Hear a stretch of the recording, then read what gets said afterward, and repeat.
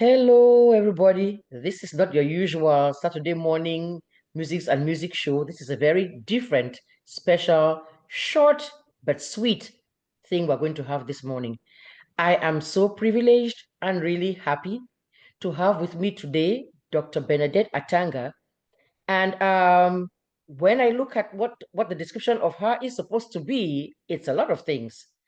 I took a screenshot from her website. It says Dr. Bernadette Atanga, physician, author, speaker, coach. That is a lot of things to be, a lot of very important things to be, all rolled up in one person. But today specifically, we're not going to do the physician part, the speaker part, or the coach part. What we're going to do is the author part of the whole deal. Because guess what? She has a book coming out. I'm going to let her do the reveal of that book for you to see her own self. Welcome, dear. So tell us about what you have for us. Oh, thank you, Sister Egbe, and what a privilege to be on your platform, given just the amount of work that you do in service to our community. So people like us, junior sisters like us, we are following in your footsteps as far as service. And you're right. So this is it. This is it. It is Beneath the Armor, 8 practical strategies for men to embrace vulnerability and lead with authentic strength. And it's a book for everybody. So we're talking about vulnerability, we're talking about leadership and strength, because that's what we want in our men. We want them to lead. We want us to lead with authenticity and strength, whether it's in the boardroom or in the family room. And I think how I got to this is a labor of love, and I have been working on this for years. This is actually the bread and butter of my practice, which when I started, it was going back to Cameroon. We're talking in the the 90s and the early 2000s, all the way to 2015. And I had realized through medicine that mental health is something we didn't address, and emotional health as well. So we're not talking about severe illnesses of severe depression, bipolar. We're just talking about when life happens. You Yes. have a death in the family, you have a divorce, you have the death of a child, of a parent. Life happening affects your emotions. It And sure if does. not addressed, so if your emotional health is not addressed properly, it then affects your physical health. And I saw that some of the things that we complain about in our community about our men, whether it's alcoholism or it's whatever ism or domestic abuse or whatever, a lot of that was wrapped in emotional problems. And so when I started doing that, and I'm so grateful, in fact, the dedication to my book, I express gratitude to the men who opened their hearts when I started this. I did a lot of men's conference and approached them with compassion and their own pain. And so then we realized that when you help men heal, when you allow them to be vulnerable, you allow them to heal, they become better leaders in the boardroom and in the family room, and they are more authentic. And so I thought this was a third world problem, because the radio program that I had went to other countries. And as my practice grew in Europe and in the United States, I realized it's a universal problem. It's a problem that does not have any ethnicity. And why? If you think about it, our young boys, as they grow, if they hurt and they want to cry, what do we say? Don't cry. You're a man. Be a man. Be strong. Man up. So it's not their fault. And for the men, and that's why when you read the book, every chapter, it reminds men that you're not alone and it's not your fault. Because I think as society, we are responsible for making our men what they have become. When we say Correct. they are not emotional, we told them not to be. And Correct. even when it's natural to feel emotions, but then we make them think it's a bad thing. So even Right. when they feel it and want, so except you come from a place where you have been schooled differently. Oh, don't forget, it's not only you're a man, you're weak. Correct. You're Correct. you're told you're weak. So in Yeah. order to show strength, you have to actually express traits that are abusive. So I think Right. stage in life now that we can separate strength from abuse, and we can allow people to show strength while also being vulnerable.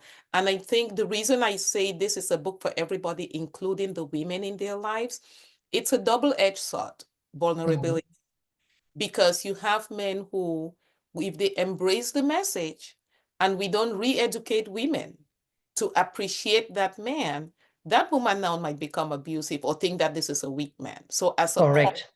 we need this transformation as a culture. And I so look forward to this. And it's not only a book because it's actually full of stories, and the stories are universal stories. So I pick stories that I have encountered in all cultures Wow. to illustrate the point. So where you may hear the story and say, oh, this is Cameroon. Another person hears it here and said, oh, this is rural white America. The same story. Everybody's can identify with it, with what's going on in it.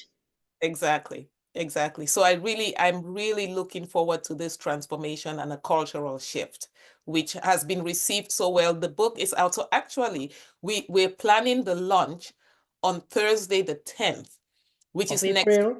Yes, Thursday, the 10th Okay. of April, which is next week. So we are asking, you can get it on Amazon. So what we want Correct. to do is we all do it on the same day. So, you can go to my website and read a summary of it and read some of the reviews.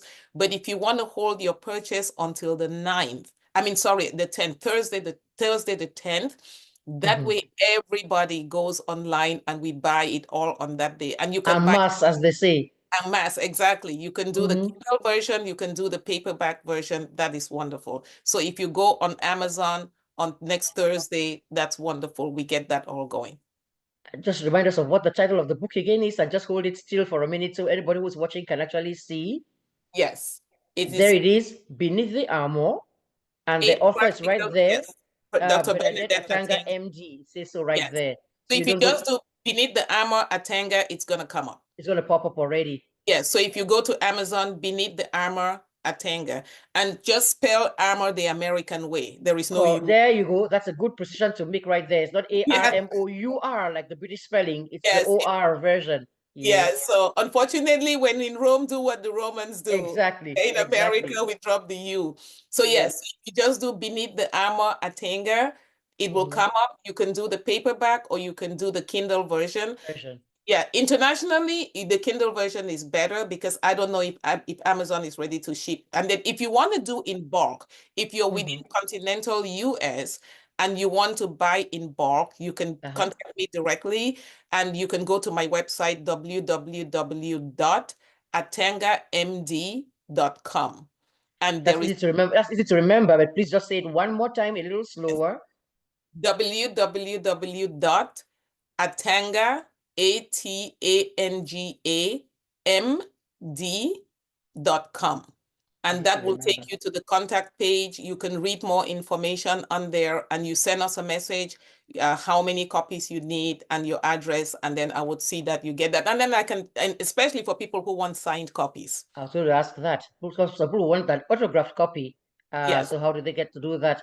If they cannot actually attend the book launch itself, which is happening where? Where's the book launch Well, so happening? this is on Thursday is a virtual book launch. So Okay, we're it's a having virtual book launch. a virtual book launch where, and I'm going to send out, so this is just, I'm going to send out information with a Zoom link where people can join.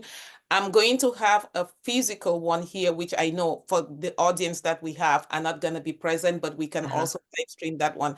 But I want us to have a party because this is a celebration, and a celebration because it was birthed from the work that I started in Cameroon. So they gave me the courage to put this forward.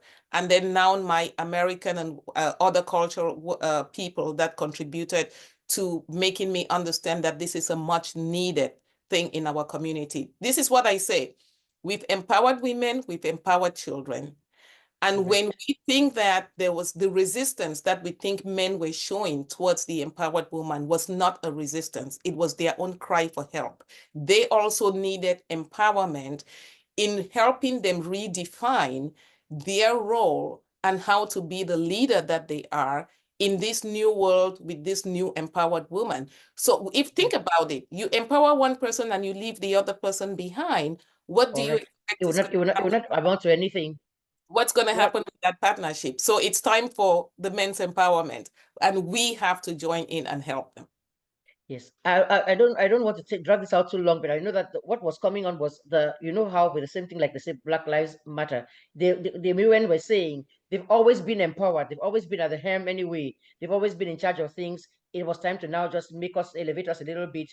They don't need any more empowerment, but you have done a fantastic job of explaining just why they do need not empowerment necessarily. It's not brute strength empowerment.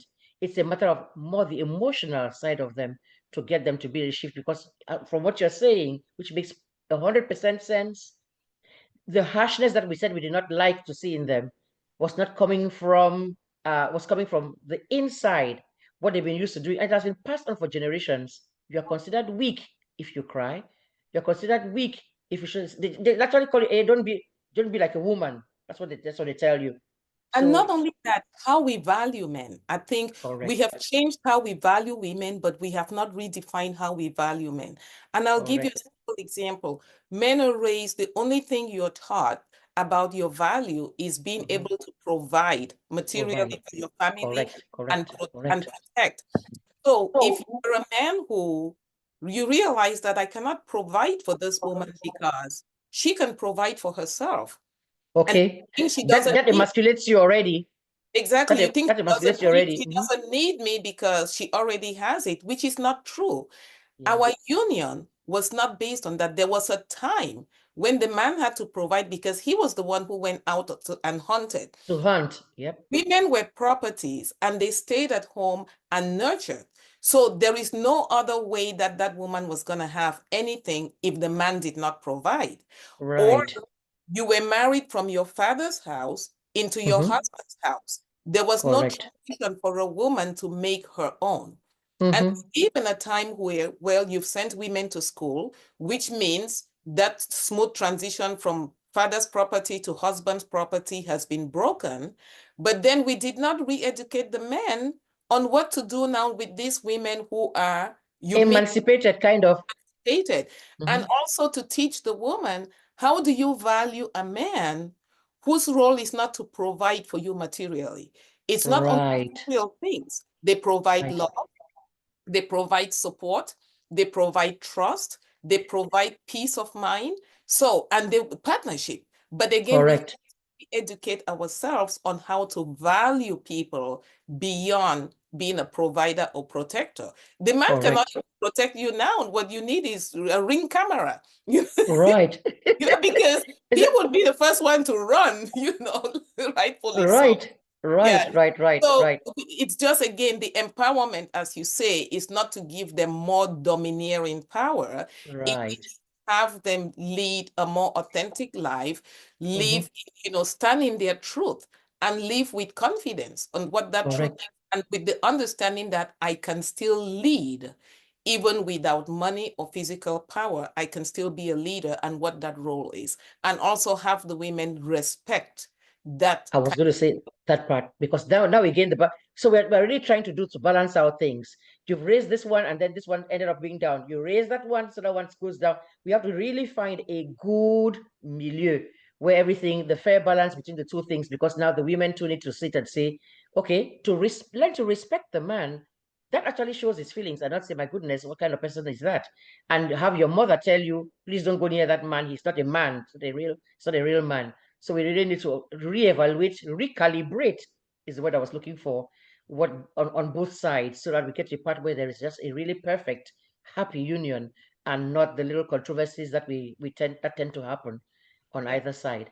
So I'm going And to go ahead and give you the last word, since we said we wanted to just make this more like an infomercial kind of thing. It's all about, show us the book again one more time. beneath the armor. Uh-huh. Beneath the armor, 8 practical strategies for men to embrace vulnerability and lead with authentic strength. Mm-hmm. Important not just for the men, but also the women and children, to be Uh-huh. able to show compassion to their sons, their husbands, their children, and help them, empower them to become the leaders that they are. And you can find this on Amazon. And we're going to have a global launch, virtual launch on Thursday. Thursday, Yes, Thursday the April 10th. 10th. Yes, April the 10th. So make sure, hold your purchase. Let we all purchase en masse on Thursday so that we help push this up. So wonderful. And I Fantastic. really thank you for having this platform and doing the work that you do for us. I cannot wait to actually have a much longer, because there's a lot to unpack from what you're saying right there. There's a whole lot to unpack from what you're saying right there. So I cannot wait for you to come on back for us to have a much lengthier, more in-depth thing, probably with even a panel of men and women who can maybe exchange ideas, go back and forth. How would you react? And have other people's opinions. Thank you so much for making the time to come, and I feel honored. I feel privileged to have been able to offer this platform for such important work. Because if we don't live together in harmony, we can't make progress. If we're always going to be at each other's throats and scratching and scrounging, we will not make progress, the progress that we need to make as Africans, as human beings all over the planet. So thank you so much for coming. Thank you so much for having me. Wonderful. You're very welcome.